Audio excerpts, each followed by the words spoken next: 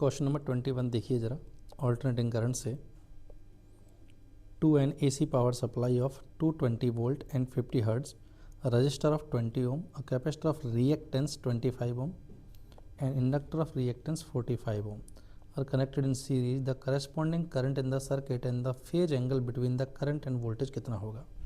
तो पहले तो ज़रा सर्किट ड्रॉ कर लेते हैं कि हमारे पास एक सीरीज RLC सर्किट है जिसमें R की वैल्यू है 20 ओम, कैपेसिटर की रिएक्टेंस दे रखी है डायरेक्ट 25 ओम, इंडक्टर की भी रिएक्टेंस दे रखी है 45 ओम, और सप्लाई जो है हमारे पास वो 220 वोल्ट, कुछ भी नहीं बोला तो बाय डिफ़ॉल्ट RMS वैल्यू मानेंगे इसे, 220 वोल्ट और 50 हर्ट्ज की है।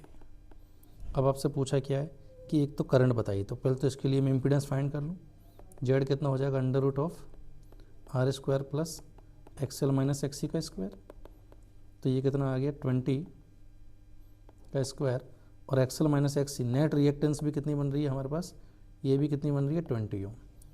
तो ये इसका रिजल्ट तो काफ़ी हद तक RL जैसा ही आएगा, क्योंकि नेट रिएक्टेंस इंडक्टिव आ गई 20 और रेजिस्टेंस भी कितना है 20। तो जेड तो सीधा ही आ गया, इसको सॉल्व करने के लिए इतना क्या करना, कितना आ गया हमारे पास 20 का स्क्वायर प्लस 20 के स्क्वायर से 20√2 आ गया जेड।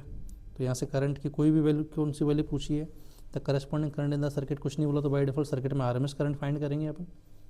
तो RMS करंट की वैल्यू कितनी आ जाएगी, VRMS बाई जेड।